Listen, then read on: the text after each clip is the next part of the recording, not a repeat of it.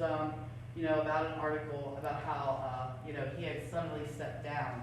And people were really surprised. I think it was because Pinnacle Health was actually starting to do well under Michael Young. So it really was literally like a surprise to folks that he had suddenly resigned.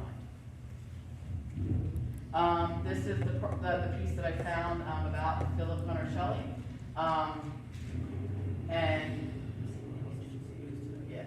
So I've actually watched some videos and things like that when he's been, interviewed places.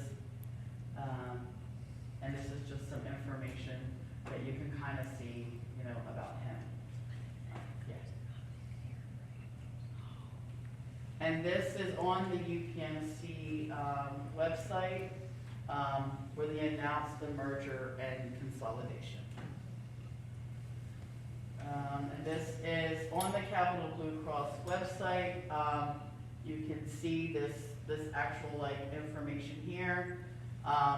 By basically what helped them expand that insurance business was gaining the practices of the doctors that were in these hospitals.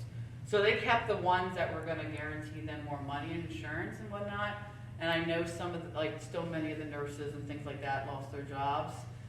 Some of them didn't right away, and some of them lost their jobs after the fact. I know also some contractors that have lost their jobs since. If you're not an asset to UPMC, they get rid of you in a heartbeat. Next slide. And this is where we talk about how our tax dollars are subsidizing UPMC. Now I know at the Planning Commission meeting, the guy got mad at me when I brought this up, and he actually turned around and said, "That's not exactly true, Tammy," because he got upset that I pointed this out.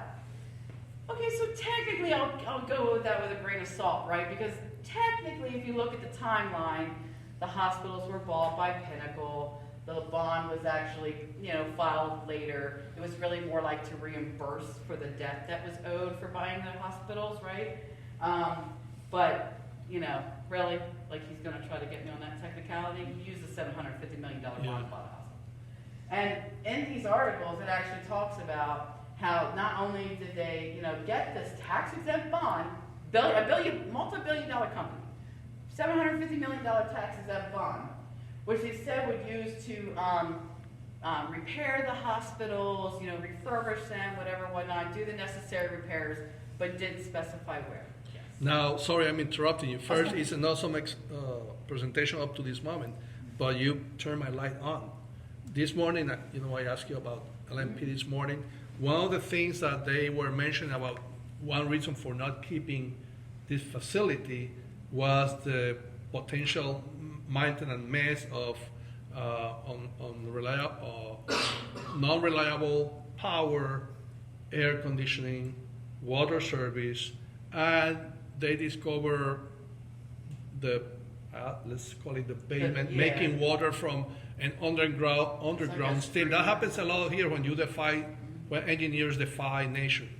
And if that's possible, how they they had the money. Exactly. Why they didn't use the money to repair that? I was talking here with Nick. I was saying, Nick, let's say, or they purchased that as a rotten fish price. And ran it for a year like that. And to try to, sometimes you take a house and you flip it up, But no, well, I think, if I'm in that business, I would not do that. If it's a building in that situation, possibly it's cheaper to demolish. But why they did it, and then all that bring us to, and that's the reason that guy didn't like what you said, to the point that this is just a business. We are customer. There's nothing anymore like patients. Patients, they don't know. I don't know if there's a doctor here, but they are not. I'm not a patient. I'm a client. You're a consumer. I'm a consumer. I mean, with my dear doctors, I have a friend-to-friend relationship with my doctors. I tell them, hey, I'm your customer. Because that's what they have forced this. I just wanted to bring that they are contradicting themselves, and if you can go to that article again and have it like how this plays with this other information that there was money to give A a, tax exempt state bond. yeah, so they didn't do that job. No, they actually use half that money to buy the building. To So hospital. even, I think if legally they are, how you call it? Nonprofit. No, if legally, well, that's one, but if legally they can be submitted to, for prosecution. Yeah. Yeah. Yeah. Yeah. Because a bond or a grant is a contract, Yeah. and they didn't do what they said it was for. But I mean, I think it's important to point out, they were very cagey about not answering the question of whether being demolished was on the table.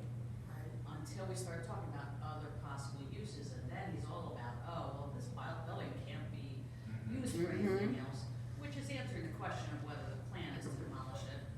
Yeah. But also he's telling you how horrible a building it is, how everything that's wrong with it. Do they mean to say that they were running a hospital in a building that was not habitable? Exactly. Exactly. Is that what they're trying to say? They bought Yeah. it like that. Even though it was being run as a hospital, they ran it as a hospital.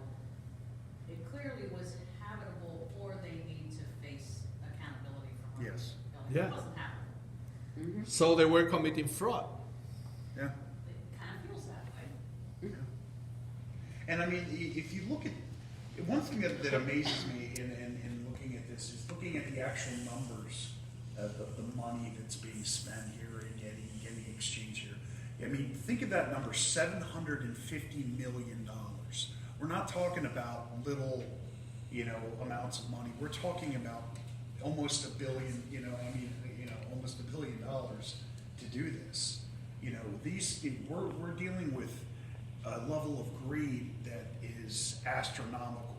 I think that's really one point that we really need to focus on is the amount of greed that this company is involved in. And I think also that folks need to understand that the tactics they have used to push back in other communities did involve harassment and threats and things like that to bully other communities to bow down to their will. So I just want folks to be, to realize that. I mean, especially if you look at what kind of has gone on over the past years in Pittsburgh. I think I shared a video on Facebook for those who are following me on Facebook about it was an org called Make It Our UPMC, right? They did this montage video that shows some of the way that they push back and organize as a community. Now, in some aspects, they had local elected officials actually have their back and have continued to have their back in some aspects, right?